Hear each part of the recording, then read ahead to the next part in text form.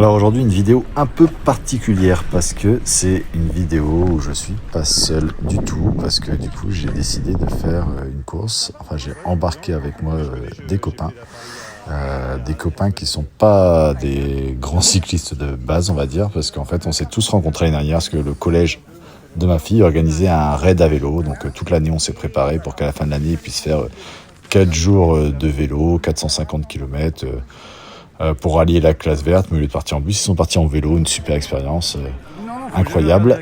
Et donc du coup, forcément toute l'année on a dû entraîner les enfants et ça a créé des liens entre les parents et voilà, et un petit groupe de cyclistes. Beaucoup de gens se sont mis au vélo à ce moment-là et voilà. Puis on s'est dit tiens, et si 2025 c'était notre année. Donc du coup, on a créé ce groupe qu'on a appelé Race Ask en hommage au Red Ask qui était le truc des enfants. Et donc voilà, donc on a réussi à entraîner 2 équipes de 4, donc on est 8 sur série 13 Cross Belgium. Donc là je vous passe les vidéos d'ambiance préparatoire, le bike check là par exemple. Étape toujours hyper sympa, on doit tout déballer pour montrer qu'on a bien le matériel obligatoire. Et voilà, là tout le monde Max, passe c'est l'étape la plus dure là. Check. Pour vérifier le petit cadenas, le petit GPS chargé avec la trace. Donc voilà, toujours, en plus une super météo ce jour-là, ce week-end-là. Donc voilà, avec Quentin, que vous allez voir beaucoup parce qu'il est dans mon équipe, notre cartographe attitré qui a poncé la trace GPX, mais qui se rappelle pas toujours de tout. Non. Et après, on a le briefing. Donc voilà, avec le discours sur le parcours, les règles de sécurité élémentaires, la balise, tout ça. Et puis après, alors, après ce briefing, on avait encore 2 heures avant le départ, donc c'était recharger les batteries en plein rechargeage au de soleil. batterie. Allez, toi tu veux pas être filmé.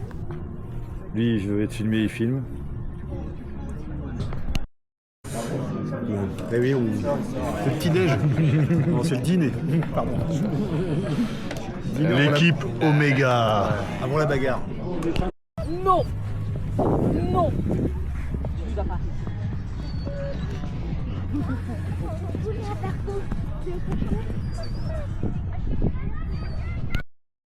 On est 8, ouais.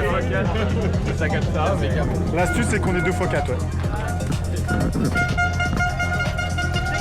Valenti, Alexandre Delasus et Content l'anglais. Parfait. Vous êtes prêts, les gars? Attention, il est là le 4e. Et 3, 2, 1. Allez, vive le classement. Go. Attention. Et maintenant, nous avons Carly, Jean-Yves. À demain, à demain.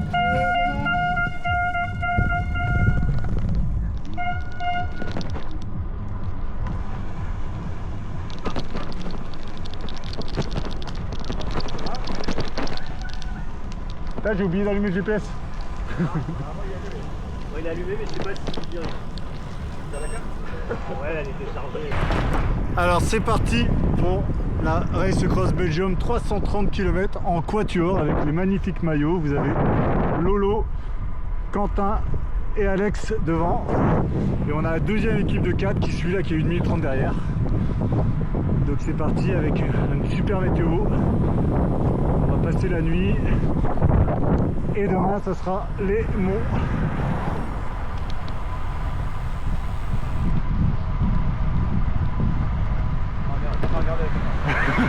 Pas regarder la caméra.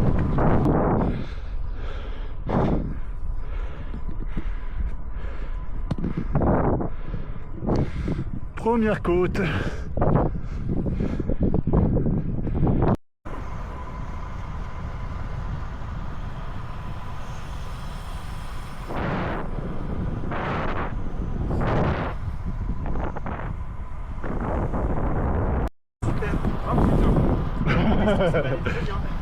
Alors, 1 heure de course, 23,3 km. Comment ça va les gaziers? Ça va pas mal, c'est cool. On a enchaîné quand même 2-3 petites montées pour nous mettre un peu en chauffe-eau, chauffer les mollets et les cuisses, c'était parfait. Et là on est chaud. Là on est complètement chaud, encore 20 bornes et on sera prêt. On sera au maximum de notre potentiel à 150 bornes. Moi j'ai vraiment hâte. Je vois Lolo qui dodine de la tête. Et Paterberg est à 32 moyenne. On va trop vite. Ouais. Je pense qu'on va trop vite. En 23. 23 en moyenne. Ouais. Non, mais je suis plutôt à 190 watts, c'est trop je pense. Ok.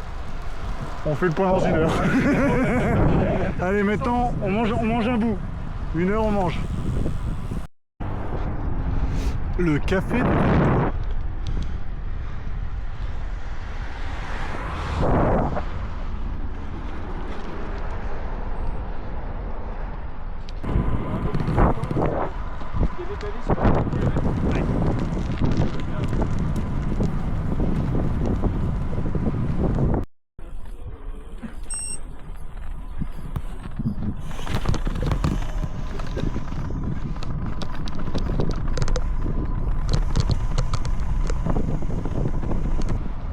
Deux heures de roulage, 48 km, c'est 24 km par heure. C'est un peu plus encore, c'est bien. C'est un peu plus que, mais il y a eu moins de montée. Il y a moins de montée. Mais là on vient de faire une belle section pavée, très facile. Je crois que c'était pas le Patenberg. Des beaux pavés bien plats, c'était marrant. Un petit 500 mètres. On a perdu Alex. On a perdu Alex. Alex il aime pas les pavés. Mais on est nombreux là en ce moment, putain. Ouais. Bon, en tout cas, so far so good, 2 heures de roulage. Plus que 15. Plus que 13 heures. Entre 13 et 15. Entre 13 et 15. Allez.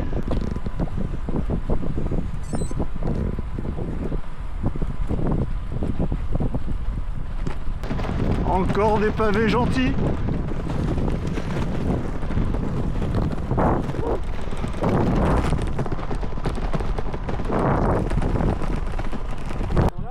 Bim. Ouais, on va attendre ici, ouais. 3 heures de roulage. 3 heures de roulage et on est à 71,6 km. Ce qui fait ça fait 24. Ouais. 24 km/h de moyenne toujours. Toujours trop rapide Lolo? Non, ça va. Et là on a mangé beaucoup de pavés. Pavés sans monter ni rien, mais des longues sections. Des pavés plutôt propres, mais ça secoue. Voilà, tout va bien. C'était prévu. C'était prévu. C'était le cartographe l'avait prévu, donc tout est bon. J'avais annoncé. Et là, du coup, on attend Alex, qui est un peu moins à l'aise sur les pavés. Ça va?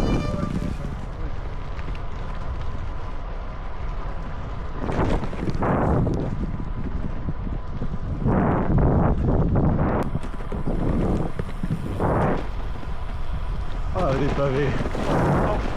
Ça faisait longtemps. Ouais. C'était gentil.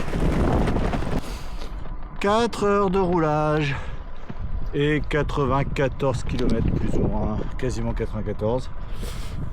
On est pas mal.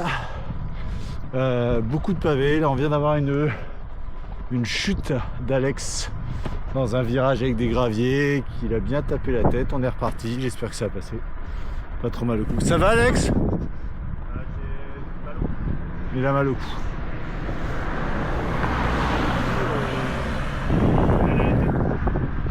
Mal au cou, mal à la tête. De toute façon, on verra, on avance. On a le temps. Et voilà, on profite de la belle nuit. Et c'est l'heure de manger.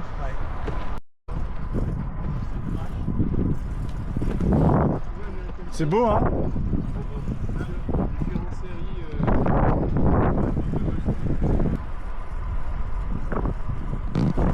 Oh, j'ai eu peur du dodane. Alors, on est à combien? On est à 5 heures 118 km. On arrive bientôt au ravito en eau, qui est une fontaine, je sais plus où, et là, ça pisse dans le canal de partout. Ça va mieux, Alex? Bon, Alex a toujours mal, mais il continue. Ça fait un peu plus d'1 heure, donc so far so good. On arrive à quelle ville? À Roselard. Roselard. Et à Roselard, il y a quoi? Il y a une fontaine. Un bidon. Un bidon géant. Énorme. Fontaine de cyclistes. Où là, on fera une pause du coup. Ouais. Et On ouais, est bien. au bidon géant de Roselard. On est bien. 3h du mat, 2h30, 2h20. On est bien. Alors on est arrivé à Roselare, la magnifique fontaine, le gros bidon qui sauve bien la vie. Et on va repartir après s'être arrêté un petit quart d'heure. Les gourdes sont pleines, les bonhommes sont changés, on s'habille un peu plus chaudement. Tout le monde a une bonne mine, tout va bien. Allez, c'est reparti. Prochain gros morceau, le Mont Kemmel, dans 30 bornes. Mont Rouge, puis Mont Kemmel. Et après, il nous restera 3 heures pour finir la nuit, grosso modo. Et puis avec le soleil, tout va repartir. Et maintenant, on va prendre les escaliers pour voir si tout le monde me suit toujours.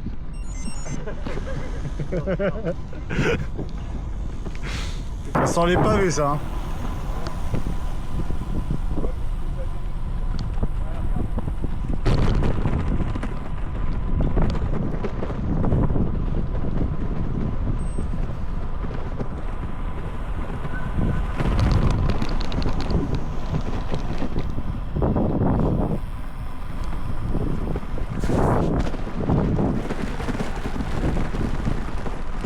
Ypres, on est à 149 km.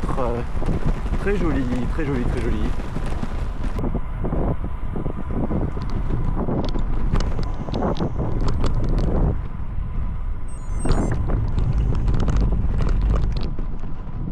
Je sais pas, c'est vrai qu'il fait pipi longtemps. Non, mais il a un de ses Alors on est à 160 km, on est en haut du Mont Rouge. Vous pouvez pas voir Quentin parce qu'il n'a jamais sa frontale. Rodeberg. Mais sinon on voit qu'il y a une belle vue, le soleil, enfin le jour commence à se lever. Ça va être pas mal, je pense que dans 1 heure on va pouvoir éteindre un peu les frontales et tout ça. Rodeberg, Oui. c'est noté. Donc voilà, pour l'instant ça va pas mal. On va prêt pour attaquer une nouvelle journée. Ready to crush the day.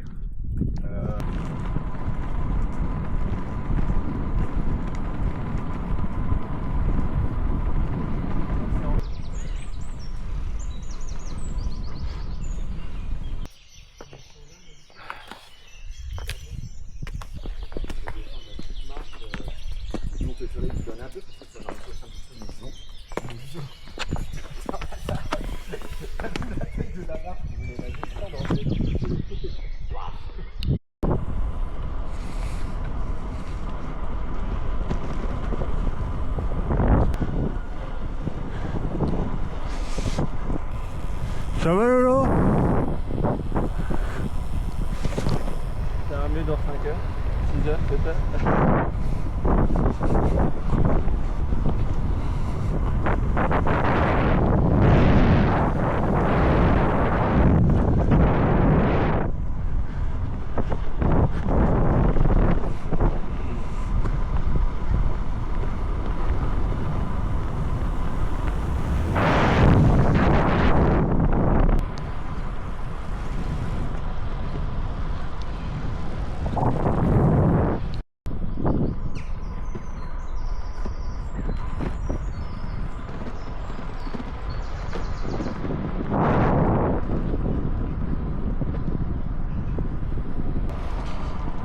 Hop, le jour est bien levé. Là, on vient de se faire un arrêt boulangerie à...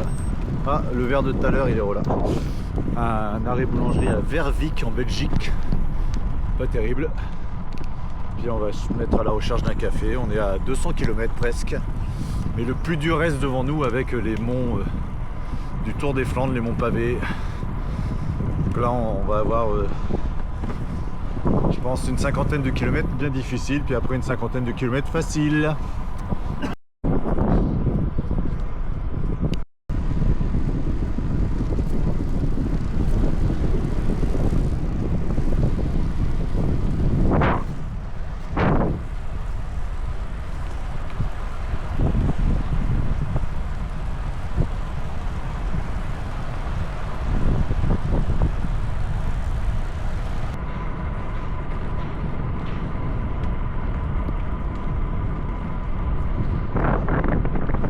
Courtrai.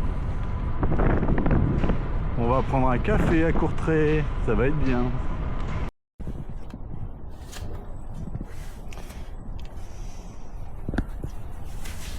Bon, deuxième petit déjeuner à Courtrai. Tout le monde va bien.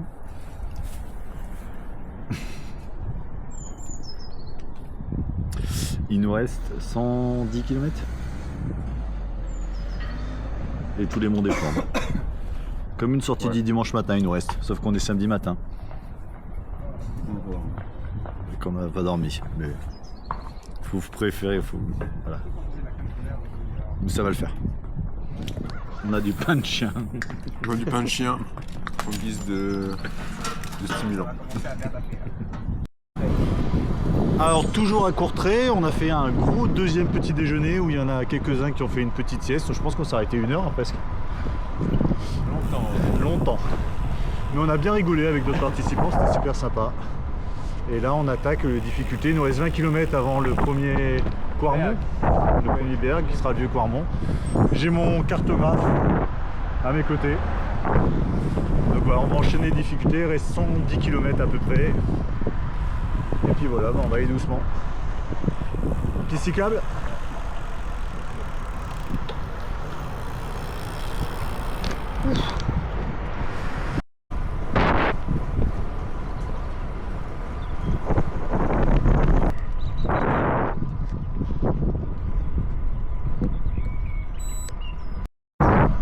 Allez, c'est parti pour la première ascension du premier mont, le vieux Quarmont, qui se dessine devant nous. 3 km 3% seulement, mais en fait tout est concentré sur 400 mètres. Vous pouvez voir les encouragements, les Flandres, les BDP.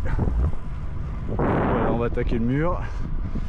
Comme il est en pavé, je vais absolument pas filmer, mais si j'arrive en haut sur le vélo, je serai content.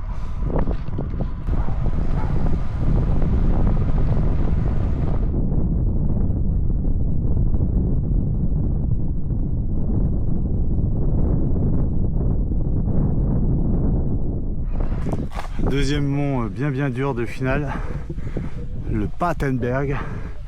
Pas long, 600 mètres, mais wow, c'est un espèce de raidillon. Et, voilà, et on voit Lolo qui va le passer, tranquillou, le vététiste. Ah putain, ça va être dur pour les suivants. Ah, celui-là il est dur. Le Patenberg, je crois. Donc c'est que 700 mètres, mais 700 mètres à 9%, et puis en plus bien sûr il vient s'enchaîner avec les deux d'avant, coup sur coup, plus la fatigue de la journée, donc il tabasse fort. J'ai entendu Quentin râler, bah voilà Quentin qui a dû mettre le pied à terre, il va pas être content, et les deux autres doivent être juste derrière. En tout cas c'est cool parce que c'est vraiment la grosse difficulté. Là, il reste le mur de Grammont, mais là on a attaqué, on a bouffé vraiment les gros morceaux. Cool. Patenberg.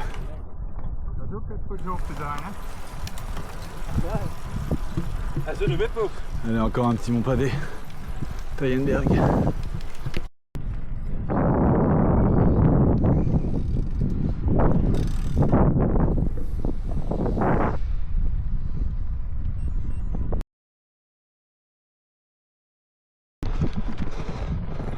Et voilà, l'arrivée du mur de Grammont. Ça se mérite. On s'est arrêté un bon moment pour manger dans une pizza au pied du mur, parce qu'on n'avait pas envie de le faire avant de manger, on s'est dit qu'on serait plus fort après.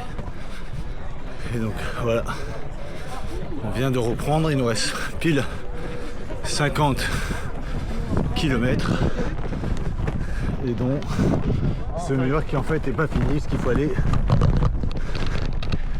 jusqu'au belvédère, et là c'est pas facile de monter en tenant la caméra.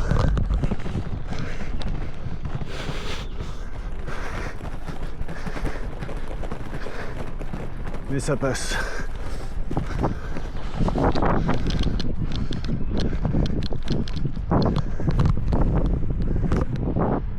Et avec la vue magnifique.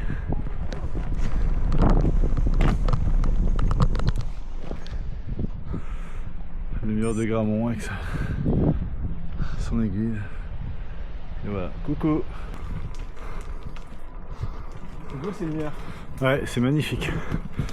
On est à 300, on a Ralleux, on est à 322 km, il reste une grosse dizaine de kilomètres. Une petite montée qui devrait déboucher sur un chemin gravel. On a Lolo qui fait une grosse hippo qui est derrière, mais on l'a chargé. Là dans la descente il est revenu. Il est revenu dans la descente? Ouais. Eh ben. Bon donc voilà, bon, en tout cas il nous reste une grosse dizaine de kilomètres, donc ça sent quand même l'écurie, c'est cool.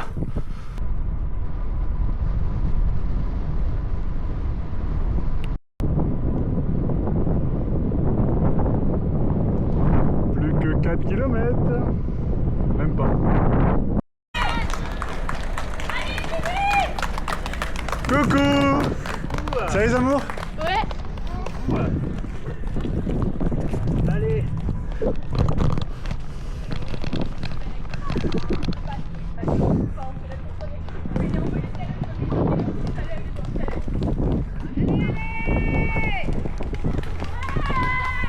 We did it! On l'a fait! Coucou!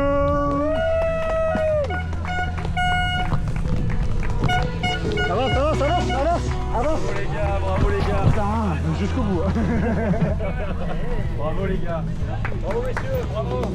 Ça va? Ça va, ouais. Tu vas bien? Salut! Oh là là. Il y a un accident Il est temps arrivé. que ça se termine. Hein, ouais. Allez, bien joué. Bravo. Bravo. Bien joué. Bravo, c'est une belle aventure. Merci. Merci à toi. Je vous laisse vous rapprocher si vous plaît au niveau du fichier pour la photo souvenir. Allez-y, tranquille. Magnifique photo finisher. Et du coup, comme c'était la première expérience avec les copains, j'ai fait des petites interviews de fin de course pour leur demander deux questions faciles en fait. Quel était leur meilleur souvenir de ces 21 heures passées ensemble sur un vélo et leur meilleur apprentissage de cette première expérience d'ultra. Donc je vous laisse avec les petites réponses qu'ils m'ont apportées. Salut finisher. Salut Antoine. Alors première expérience d'ultra, je voulais juste te demander ton meilleur souvenir et ton plus grand apprentissage de cette première expérience. Mon meilleur souvenir c'est arriver avant le Mont Kemmel, la lune qui commence à décliner, qui commence à se cacher, l'aube qui arrive, c'est juste magnifique et tout doucement pour arriver au moment où on commence à arriver sur l'ascension du Mont Kemmel, toute la lumière en fait qui arrive et là où on n'avait plus besoin, on pouvait se passer de nos éclairages individuel et ça plus de sécurité mais en même temps c'était voilà le moment, ce changement d'état et de aussi commencer à passer une vraie étape pour la course puisque là on commençait des ascensions beaucoup plus costauds. C'est pas mal effectivement. Et plus grand apprentissage? Et plus grand apprentissage, en fait c'est ma capacité de résilience, 2 chutes assez costauds et je savais que j'avais cette capacité là. Mais là de se dire ok, il y a un moment j'avais aussi peur parce que je m'engageais aussi par peur de la blessure et que ça empire par la suite. Je mettais aussi en cause l'ensemble de l'équipe et en même temps j'ai essayé de chercher des ressources. Et ça fait du bien parce que jusqu'au bout de la course, je me suis rendu compte que j'ai énormément de ressources, que potentiellement je doutais aussi de moi par rapport à ça, et que en fait cette capacité à se dépasser et à aller plus loin, et cette adversité, voilà, j'ai pris une grosse claque et une super leçon. Top, merci Alex, bravo. Bravo à toi aussi. Alors j'ai bien surfait les 3 interviews de mes 3 coéquipiers, mais par contre le pauvre Lolo, je sais pas, j'ai mal enregistré, mais en tout cas je me souviens qu'il était très content et qu'il me remercie beaucoup. Donc tout va bien pour Lolo, mais malheureusement désolé pour lui, j'ai perdu la caméra merdée, j'ai pas son enregistrement. Alors le 3e gazier de la Race Ask Salut Antoine. Ultra. Alors du coup, Quentin, quel est ton meilleur souvenir de cette première expérience en ultra? Mon meilleur souvenir, sont des images. Mais c'est des souvenirs assez solitaires, hein. C'est des choses que j'ai vues qui étaient juste incroyables, magnifiques. Des levées de soleil, des paysages. Voilà, ça sera mon meilleur souvenir. Et ton plus grand apprentissage de cette première expérience? Mon plus grand apprentissage, alors cette première expérience était particulière parce que c'était une expérience en groupe, ça a été la gestion du collectif. Voilà. C'est-à-dire Ben de faire attention à chacun, et c'était beau, c'était un beau moment. Ouais. De voir que les gens font attention à nous, nous on fait attention à eux, c'est super. Ouais. C'est beau. Bon, bravo mec. T'en prie. Ultra. Arrivée de la deuxième équipe, les Red Ask Omega. Allez Jean-Yves. Wouh! Tout le monde, salut les copains. Salut. Allez, bravo. Bravo, bravo.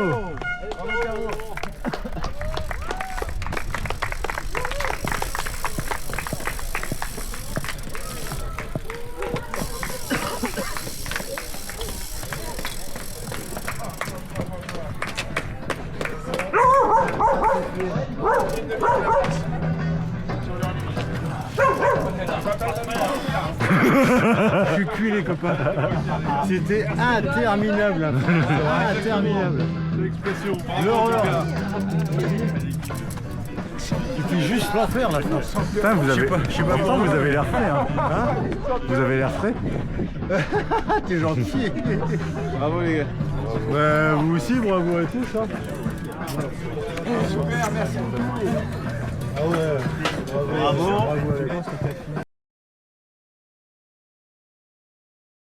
Alors moi aussi, je vais vous donner mes apprentissages, mon meilleur souvenir et mes meilleurs apprentissages. Meilleur souvenir, ça reste, mais comme sur chaque course d'ultra, effectivement. De toute façon, on voit, les trois en ont parlé, mais si vous n'avez pas entendu Lolo, c'est le lever du jour, quoi. Voir à quel point on recharge des batteries juste parce que le soleil se pointe. Alors vous avez fait une nuit blanche, ça c'est un phénomène incroyable qui se produit à chaque fois quand on passe la nuit sur le vélo et ça, voir les lumières qui changent. En plus, ça c'était au niveau du Mont Kemmel, c'était magnifique. Et le plus grand apprentissage, c'est qu'une course à 4, c'est pas une course seule. Donc c'est hyper cool d'emmener des amis comme ça, se dépasser, faire un challenge pour eux pour la première fois, d'être le coach, le papa de l'équipe, un peu, en tout cas sur le côté technique, préparation, équipement, mais aussi le plus grand apprentissage de gérer l'inertie d'un groupe de 4 à vélo, parce que du coup, tu fais pas tout en même temps, tout le temps, donc ça veut dire que tu passes beaucoup de temps à gérer les pauses, à faire les arrêts, à s'attendre et tout. Et donc c'est pour moi qui ai l'habitude de rouler seul beaucoup, surtout sur ce genre d'épreuve, c'était pas difficile à gérer, mais en tout cas il y avait tendance un peu de frustration, on va dire.